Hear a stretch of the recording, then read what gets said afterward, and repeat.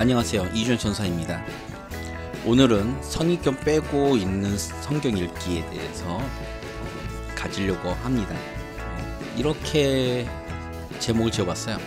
과연 이삭은 믿음 좋은 사람이었을까? 대부분 목회자들이 이삭에 대해 아브라함의 믿음과 비슷한 수준으로 보고 설교를 하는 것을 들어보셨을 겁니다. 이렇게 설교하는 데에는 두 가지 전제가 있습니다.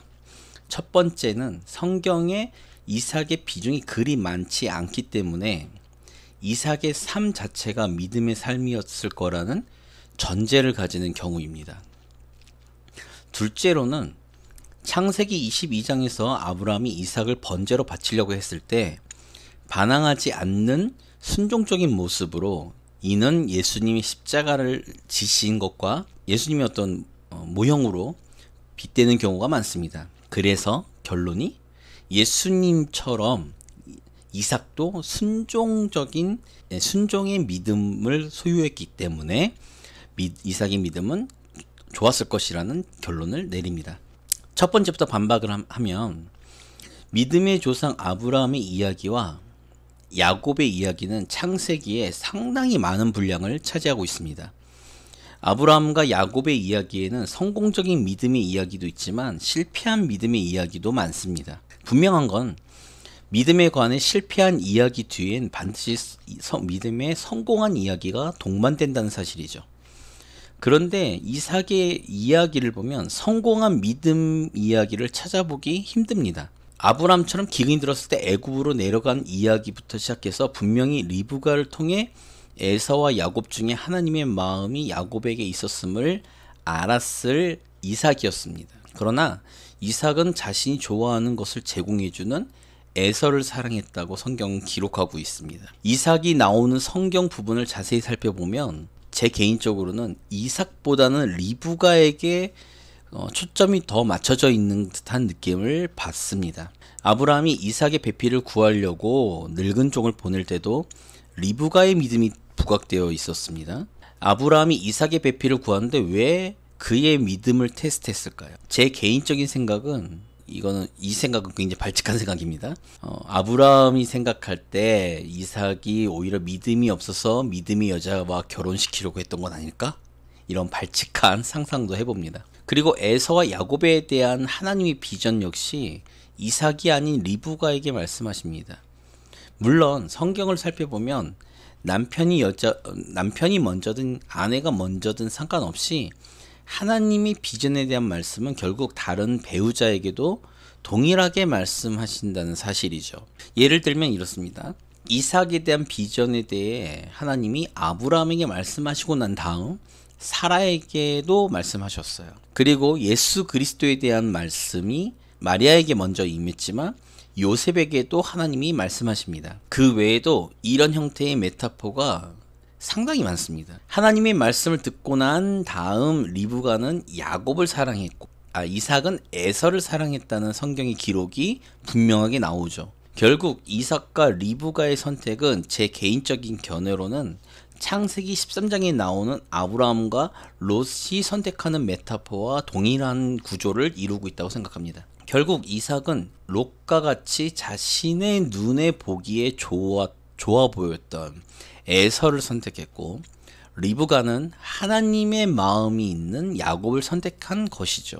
두 번째 전제였던 이삭이 예수님처럼 순종적이었다는 것은 어느 정도 납득이 가기는 하지만 그럼에도 불구하고 의문이 가는 것은 창세기 22장에서 예수 그리스도를 예표하는 것은 이삭이 아니라 수풀에 걸린 준비된 양이라는 사실입니다. 예수 그리스도가 우리를 대신해서 죽임을 당한 것처럼 이삭 대신 하나님이 준비하신 양이 죽임을 당함으로 이삭이 살았습니다. 이런 신학적 관점에서 보면 창세기 22장에서 이삭의 믿음을 보여주는 장면이 아니라 창세기 22장은 아브라함의 믿음을 보여주는 것이기 때문에 이 부분을 가지고 이삭의 믿음에 대해서 이야기하는 것은 온전하지 않다고 생각합니다. 제 개인적인 표현으로는 오버하고 있다고 생각합니다. 이런 부분들을 살펴보면 개인적인 견해로 이삭은 믿음이 좋은 사람은 아닌 것 같습니다. 여기가 중요합니다. 그러나 신학적 의미에서 이삭은 큰 의미를 갖습니다. 이삭이 비록 아브라함처럼 믿음을 소유하지 못했지만 이삭에게는 무엇이 있었는가?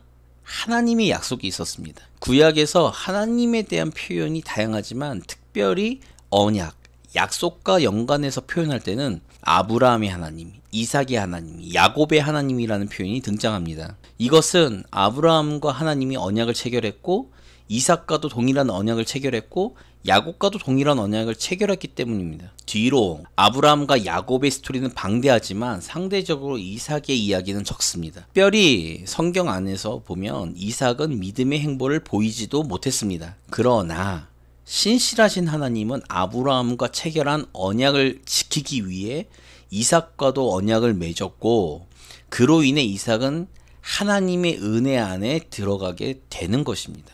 그 언약 속으로 들어가는 거죠. 아마도 창세기 22장의 번제 사건 이후 이삭의 삶 자체가 자신의 공로가 아닌 오직 은혜로 살아가는 인생이 된 것은 아닐까요? 아브라함과 야곱의 이야기보다는 이삭의 모습이 오히려 우리의 현재 모습과 더 가까이 맞닿아 있다고 생각합니다. 아브라함처럼 대단한 믿음의 소유자도 아니고요. 야곱처럼 험악한 세월을 살아 믿음을 소유한 것은 아니지만 이삭처럼 그저 하나님의 은혜로 인해 은혜 가운데 사는 인생이 현재 우리의 인생이지 않을까요? 오직 하나님의 무한하신 사랑과 예수 그리스도의 십자가의 희생과 성령님의 말할 수 없는 탄식으로 살아가는 은혜 안의 삶이 곧 우리의 삶입니다.